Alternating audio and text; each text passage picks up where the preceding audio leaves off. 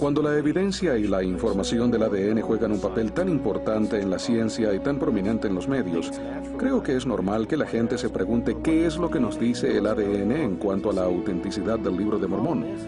El problema es que cuando Lehi y los demás grupos colonizadores llegaron, no fue a una isla, sino a un vasto mar de distintivos genéticos. Y ellos mismos podían añadir su distintivo a ese mar gigantesco. Pero, dado lo que sabemos en cuanto a la dinámica de población, es probable que su distintivo original se haya diluido. Y entonces uno queda librado a la tarea de detectar una señal que desde el principio ya era muy débil y que se va diluyendo a través de largos periodos. Hay tres tipos diferentes de ADN que empleamos en la genealogía molecular. Uno es el ADN mitocondria, el cual lo heredan estrictamente las madres. La línea paterna se puede trazar valiéndose del cromosoma Y. Yo tengo 5 hijos y ninguno se parece entre sí, ni actúan de la misma forma, aunque cada uno tiene la mitad del ADN de la madre y la otra mitad del padre. Pero recomponer el ADN hace que cada persona sea única, y cada recomposición es única también. Y eso hace muy difícil trazar historias específicas, historias de linaje a través de múltiples generaciones.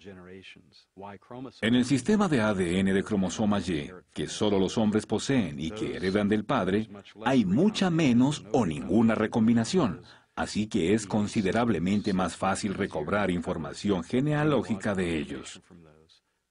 Pero aún ahí hay límites, y estos parecen detenerse hace más de 2.500 años. Así que resulta imposible trazar la ascendencia desde una perspectiva genética, a no ser estrictamente trazando una línea paterna o la materna.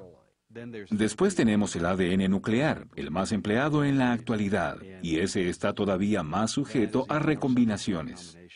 En casos de criminología donde se usa el ADN, básicamente se trata de comparar ADN. Está el ADN de la escena del crimen y el ADN de un sospechoso, o posiblemente más de uno. Y lo que se trata de hacer es comparar el ADN de un sospechoso con el ADN de la escena del crimen, lo cual es muy distinto a lo que tenemos con el caso de Lehi en el Libro de Mormón.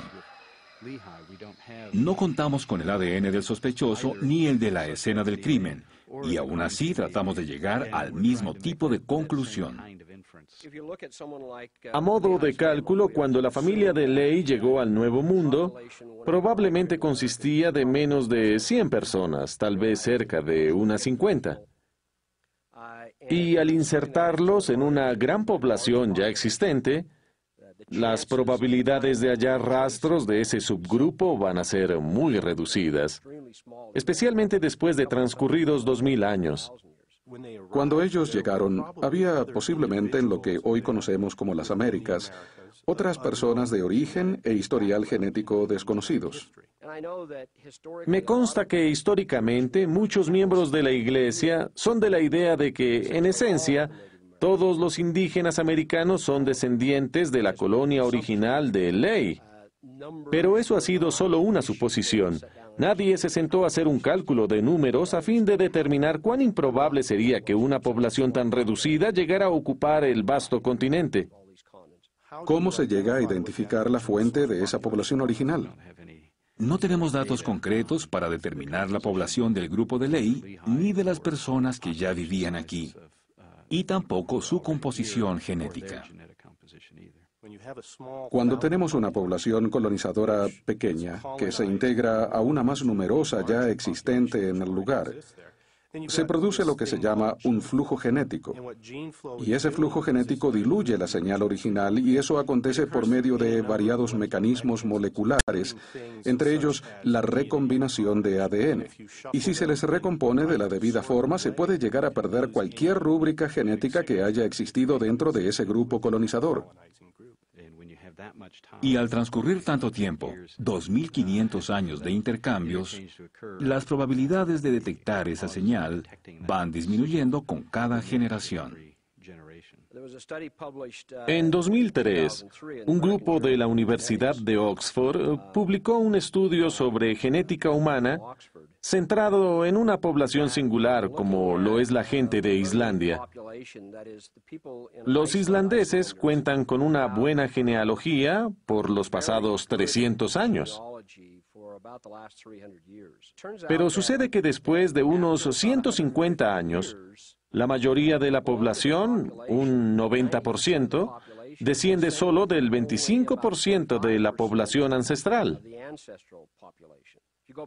Si uno se proyecta a 300 años atrás, el número de personas en la población actual al que se le puede trazar la ascendencia va decreciendo.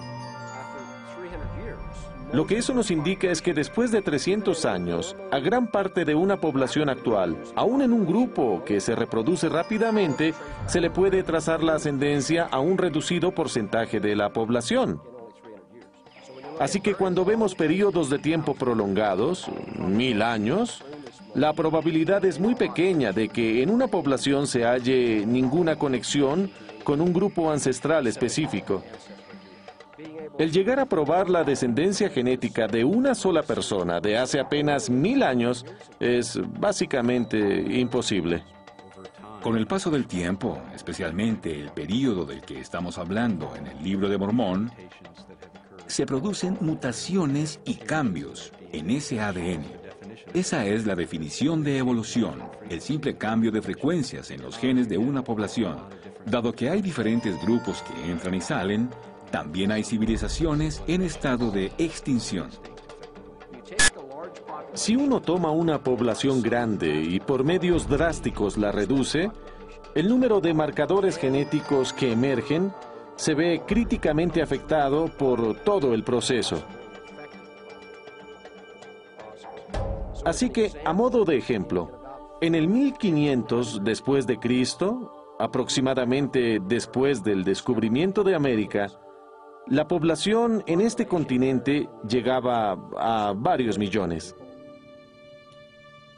100 años después, esa población, dependiendo de donde uno mire, se vio reducida desde un 80% hasta un 95%.